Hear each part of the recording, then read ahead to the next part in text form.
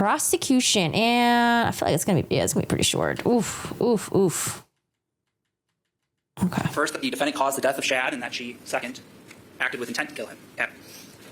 And again, as I already mentioned, as we go through these elements, you heard earlier this morning that the defendant is acknowledging every element that we hear. Okay.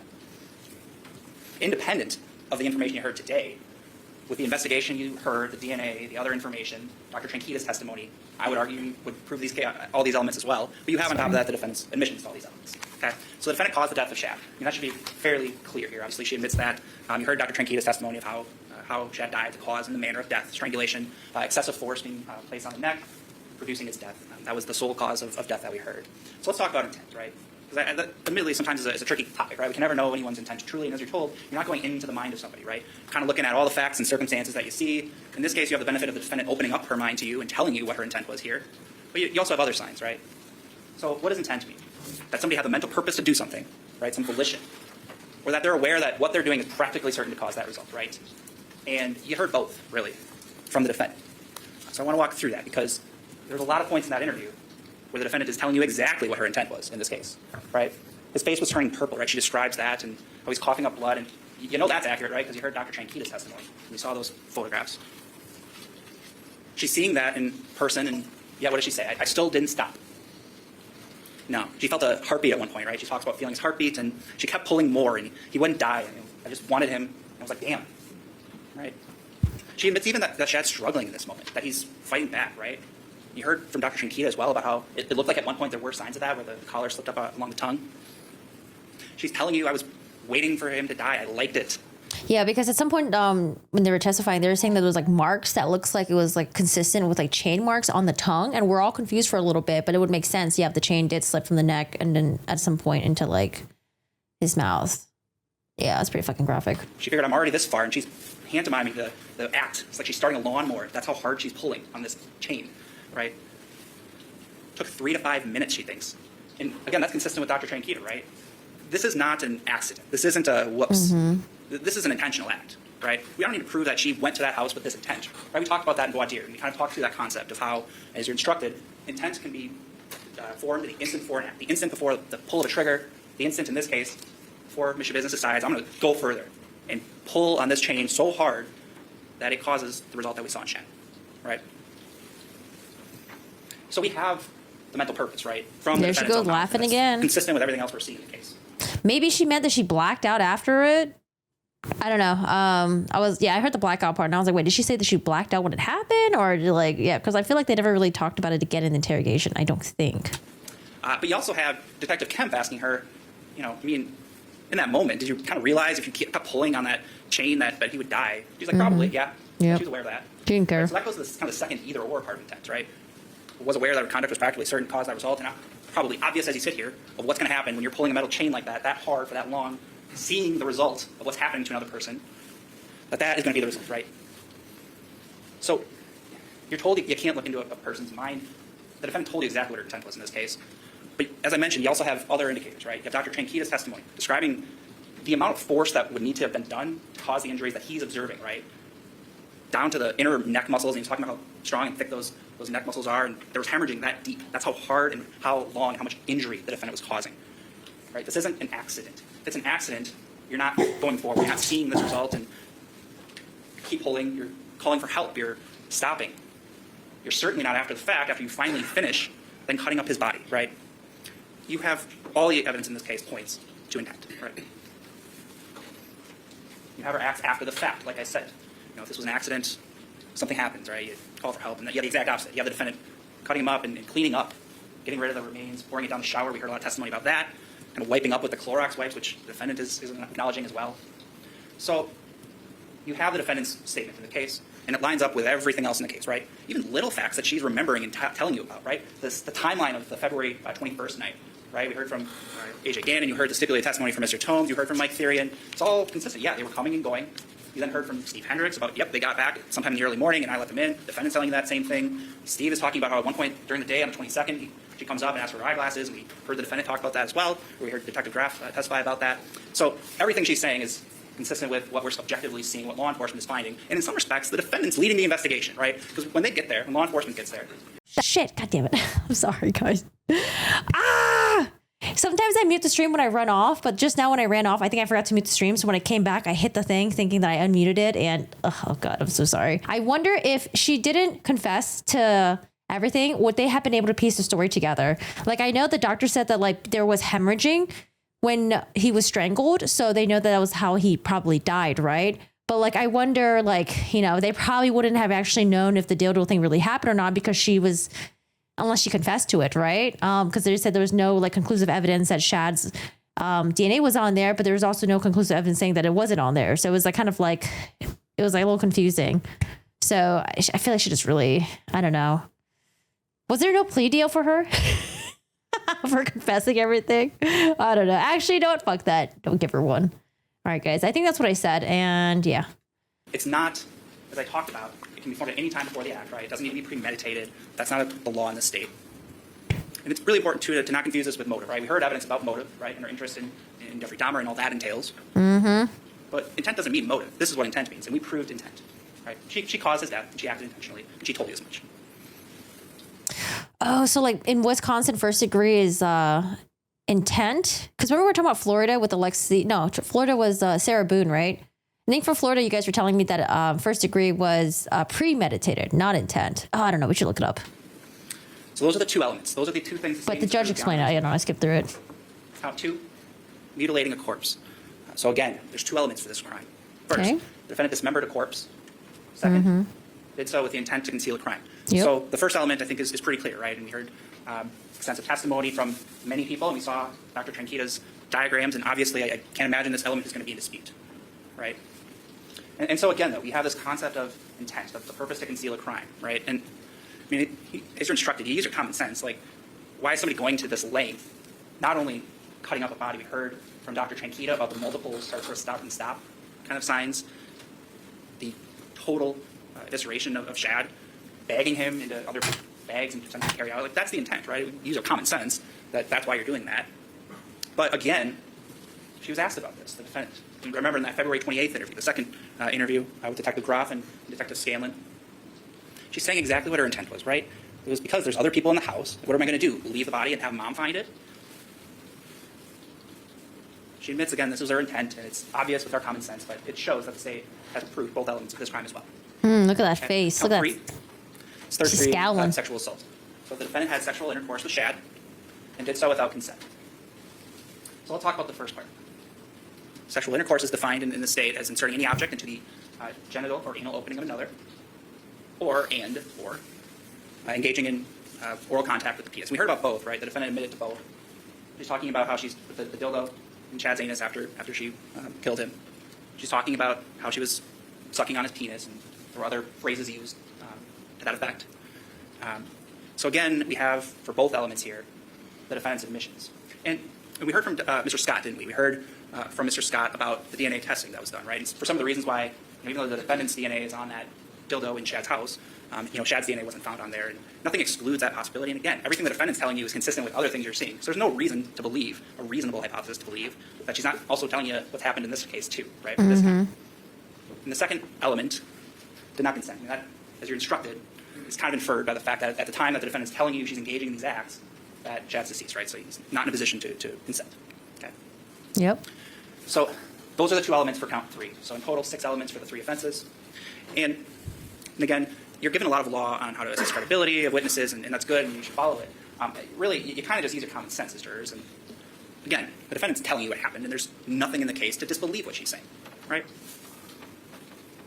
So you have the defendant's admissions, as I mentioned earlier. There's other evidence that kind of just only should bolster the conviction in the defendant's guilt, right? We heard from Kevin Scott, who heard or testified about the DNA testing he did. Shad's blood on the defendant's hands, on her clothing, on the sweatpants, about how the knives that were found had Shad's blood on them, right? No death penalty in Wisconsin. I actually got it mixed up. I think yesterday's stream I mentioned that Wisconsin, we were listing a bunch of other killers that were in Wisconsin. I think I actually mentioned Chad Dorman. That's Ohio. Sorry, that was like a random toilet thought. I was like, oh, I think I fucked that one up. Even absent her confession, I mean, there's ample evidence here to convict on all 3 counts. I'm sure it would have qualified if there coming was. in to talk about the integrity of the investigation, how law enforcement didn't just take the confession and go home, right? We do more, right? Send things in for DNA. We speak with other witnesses. We corroborate the defendant's timeline of things. You heard all that. And that's really important, right? We have the burden of proof. We talked about that, and we embrace that burden of proof. You should hold us to that standard as a state to prove something beyond a reasonable doubt. And that's why we call people from Madison to come up to talk for 5 minutes about, yeah, I received this piece of evidence, and it was fine. I returned that piece of evidence, and it was fine. Right? Because it's important. We want to show that law enforcement did a thorough investigation in this case. And they did. Because we have the burden of proof. You're instructed on what the burden of proof is and what it's not, right? It's a reasonable doubt. A reasonable hypothesis consistent with guilt, or sorry, consistent with innocence, you should find the defendant not guilty. You're not searching for a doubt. You're ultimately searching for the truth. So even if it's heavy, Yeah, it also depends on like how heinous the crime is. burden doesn't mean the decision is difficult in cases. You are instructed not to search for doubt. You're to search for the truth. And there's not a reasonable hypothesis in this case consistent with the defendant's innocence. There just isn't, right? There's one truth in this case. There's one side of the story, and it happens to be the defendant's story as well, but it's consistent with everyone else's story. It's because that story is the truth of what the defendant did to her friend Shad. And based on that, we would ask that you return guilty verdicts on all 3 counts. Thank you. You know, honestly, I don't think if we were to even get correspondence between her and Shad, I don't think there would be anything interesting in there because, I mean, if we go based off what she said, you know, she's like saying like, oh, he's my homie. Like, I didn't want to kill him. Like, it just seems like they were cool. They were hanging out. They were smoking. They were doing drugs together. And then when she was in the moment choking him, she just fucking went for it. So remember how I was like saying that like, oh, I wonder if she had like any sort of like anger, resentment towards him because of like the way she, you know, she strangled him and then she mutilated him and the way the body was found and like how she was like playing around with his like, I don't know, like when she was like dissecting him and stuff like that, like all that crazy stuff. Like I was like, damn, like does she have like some like severe hatred towards him? It seems like no. It seems like she's just a really sick person. Jeffrey Dahmer wannabe. All right, here is the defense, Mr. Froelich. Your Honor, may it please the court, ladies and gentlemen of the jury. Poor guy. To the state, Mr. Saunders. Well, as the attorney for the defendant, Taylor, Why did you push the mic over there, sir? Put the mic over here. Schabusiness, I'd like to share with you that I believe this case is a puzzling, unclear, confusing, and bizarre set of facts. No, you don't. It is unknown what really happened between February 22nd of 2022 and February 23rd of 2022. No, she told us. What we do know in this case is that numerous law enforcement officers testified. We had detectives, we had police officers, we had Dr. Trankita, and DNA experts, forensic specialists, lots of different people, some citizen witnesses. I'd ask that you consider setting aside your emotions and decide this case based on the facts that I present. Oh, man, the fact that he's going back and forth and not talking to the microphone. Urgh! You've sat here for the last 3 days. You've been here in court. I know that you've listened very closely. But don't assume anything. When you deliberate about all of the facts. What we do know is that law enforcement officers on February 23rd of 2022 went to 829 Stony Brook Lane in Green Bay, this small Cape Cod home, and made contact with the occupants, Tara Pakinich, Stephen Hendricks, and Ava Wheelock was woken up, but they were all sitting at the kitchen table, and officers came in to see what was going on. There was a concern, obviously, that there was a bucket down at the end of the stairs. And you heard from Detective Roth that this was an ongoing investigation, law enforcement. They were trying to piece this together. It was an unusual situation, so they were trying to find out what happened. Unfortunately, I believe it was Officer Plonky and Officer Monash, they testified. They came here and indicated that they went down to check out what was in the basement, and there was the head of Shad Therian in that black Fleet Farm bucket. And the investigation continued on. But what I submit to you, ladies and gentlemen, is that there really are no eyewitnesses as to what really happened down in the basement. Talking to the mic, please. There was no Taylor Schabusiness there, no other people there, and so that'll be something that you'll have to consider and think about. Then law enforcement realized that there was a secondary scene, and that was at 2353 Eastman Avenue, apartment 1 in that parking lot. And you saw the video. The officers, I think it was Officer Garth Russell, and a couple of other ones, they walked up. Thank you. The officers walked up and they parked a distance away, and they walked up in the snow and they saw a line of cars in front of the apartment complex. And they saw that a minivan. It's a gold Town and Country Chrysler minivan, and that was a vehicle of concern. Had some snow on the back windshield. There were vehicles on either side. And the officers walked up and they heard, or they saw some lights on the van, and then they saw someone come out the front door, and it was my client. It was Taylor Schabusiness. At that point, she was arrested by Officer Russell, and another officer then realized there was a male inside of the apartment number 1 down the hall. Ended up being Scott Holmes. And he was told to lay on the ground and held at gunpoint, and then he was arrested. So 2 people were taken from the apartment building and taken down to the police station. Damn, poor Scott. Scott's like, why am I being arrested? What did I do? There was a search of the Eastman Avenue apartment. We don't have any body parts there. I would submit that there really wasn't anything of evidentiary value there. Wasn't there blood? Wasn't there blood everywhere? Like on the light switch and stuff like that? And that was that. Later on, officers and detectives realized that minivan was something that they were concerned about, so that was taken down to the police storage garage. And then we found out that from Dr. Tranquita and some of the other forensic specialists, Andre, I believe it was investigator Andre, and Zarnecki. And so they donned Tyvek gear, protective PPE equipment, and they methodically investigated the back of the minivan, and they found the crock pot box that was in a laundry basket sitting on a seat, and there were human remains in there. Nobody saw Taylor Schabusiness driving this minivan. So these are some of the facts that you got to think about. Don't rush to judgment, but talk about it, analyze it. As jurors, you have to analyze the facts that you hear, and you have to apply the law that the judge gives you. It's a daunting task. So then we hear, you saw the video, the interview between Detective Groff and my client, Taylor Schabusiness. She was taken down to the Green Bay Police Department. Photographs were taken of her, and clothes were taken, and she was put in a yellow suit and then later a blue suit, but she was asked questions. And you got to remember what she said and what questions were being asked. She did say during the interview, "I can't think right now. I'm effing nuts." She said that she was up all night, that the body would rebuild itself. She said weird, odd things. Okay. Consider her credibility.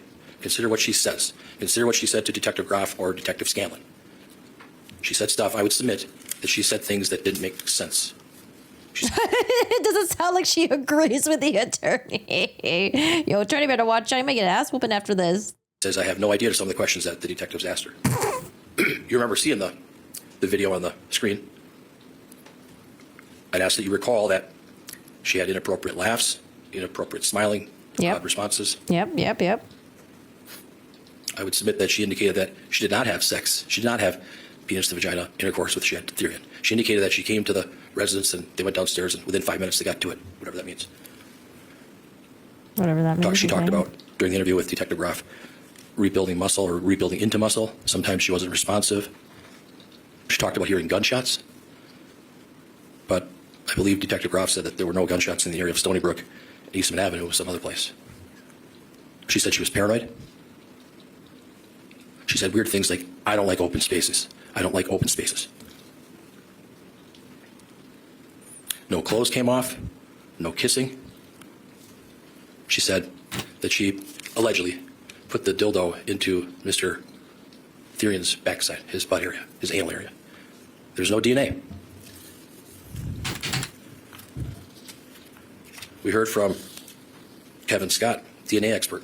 Made a poll. Why not? He must have done real well in school, in chemistry and all that. But the swab from the dildo, item J1, it says the possible contribution of DNA from Therian is inconclusive due to the complexity of the mixture. So I would argue that his DNA is not on the dildo.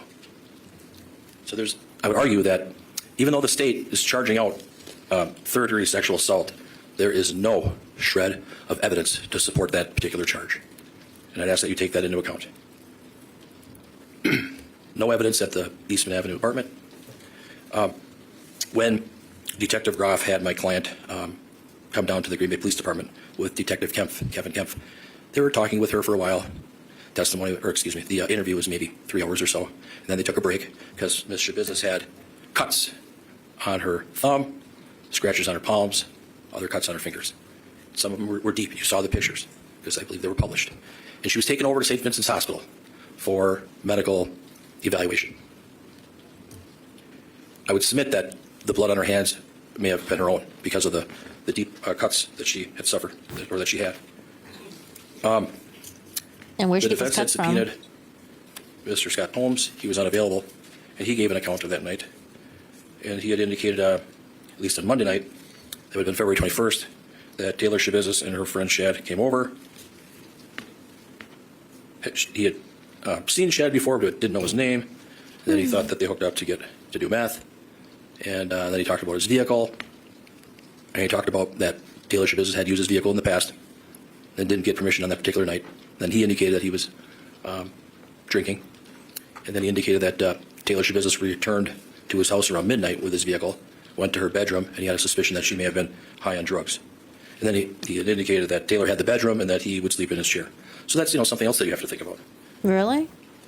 We heard from Lieutenant Buckman.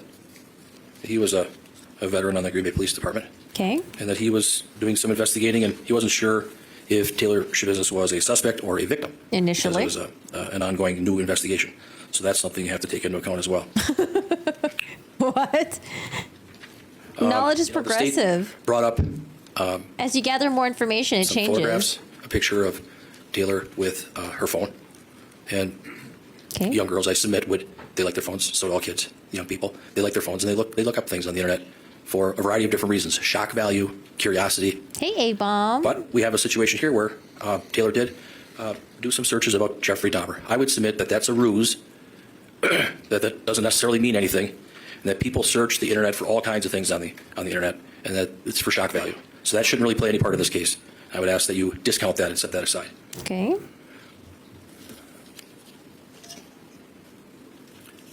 Now, I would argue that I would argue that it's not a clear case here. Was this an accidental Oh my God, we have a verdict. death? Did Taylor Schabusiness kill That Shad was Therian? so quick. Was there intent to kill Shad Therian? Did Taylor Schabusiness have the mental purpose to kill Shad Therian?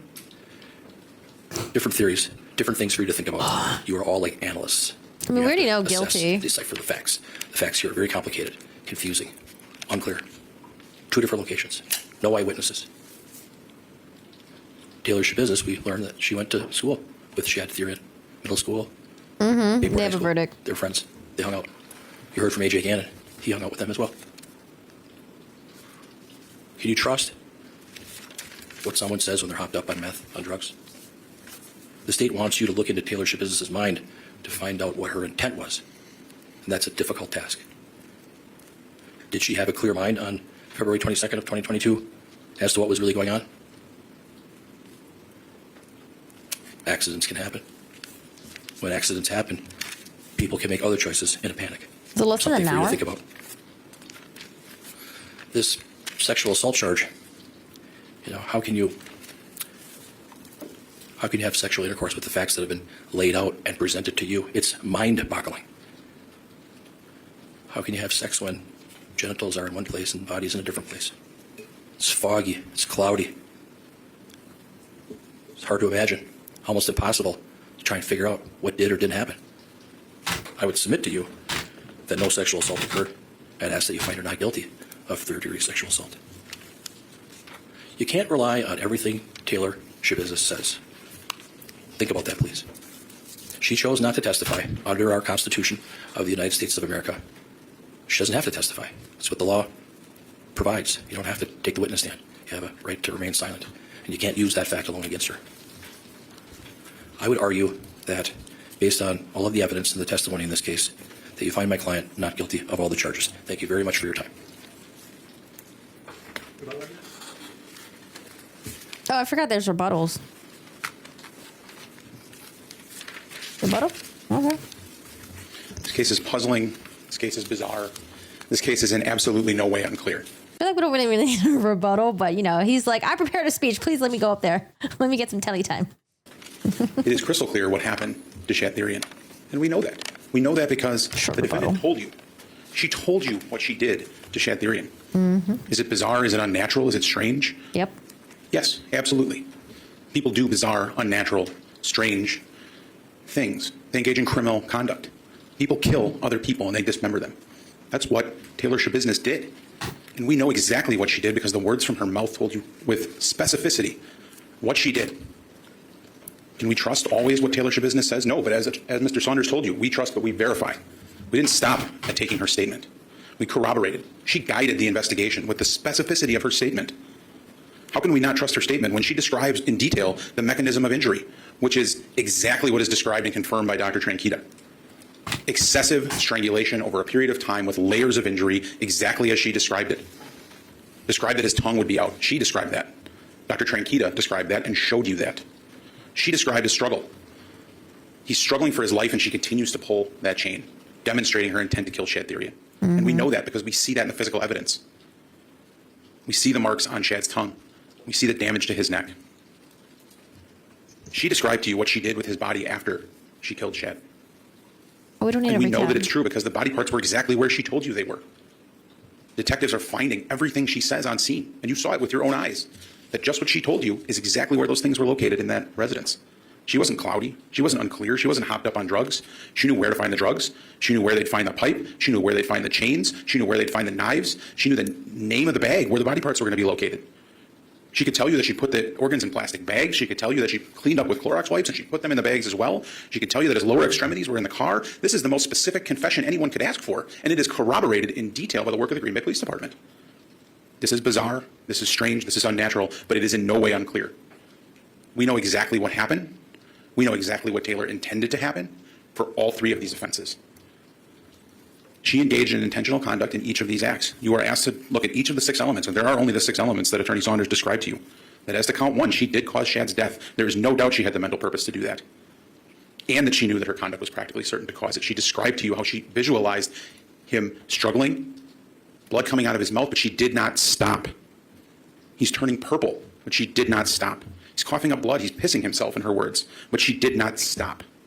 This was a deliberate choice on her part to kill Shad Therian, and she knew that her actions were going to cause that. And in fact, she was asked whether or not she liked it, and she confirmed that she liked it. She was asked whether she was sexually aroused by killing him, and she said she was. Her mental purpose was clear. As to mutilating the corpse, again, there's no doubt that she intentionally did that. She described the detail. She described her frustration as she's mutilating this corpse, and she described her purpose in doing so. How else am I going to get the body out of the house? How else am I going to get away with this if I don't cut this body up? And she didn't just cut it up and leave it there. She cut it up, she packaged it, she cleaned up after herself. Her purpose in dismembering Shad was clear. She wanted to attempt to get away with this crime. A crime that she intentionally committed, a crime that was not accidental, that was not a surprise to her, that she didn't wake up from this nightmare and then call the police and call Shad's mom. No, she made the second deliberate choice. After deliberately choosing to kill him, she deliberately chooses to dismember him and attempt to cover up her crimes.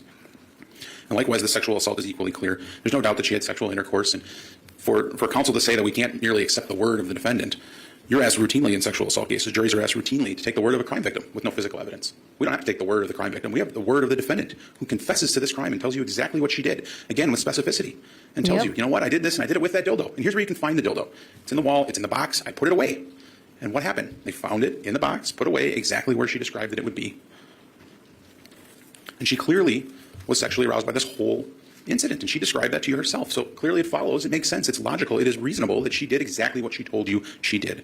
There is absolutely no reasonable hypothesis consistent with her innocence. The only hypothesis, the only choice that you have before you here today is to find Taylor Schabusiness guilty of each and every count for which she is charged. All of those elements have been proven beyond a reasonable doubt, and I ask that you return a verdict of guilty. Thank you.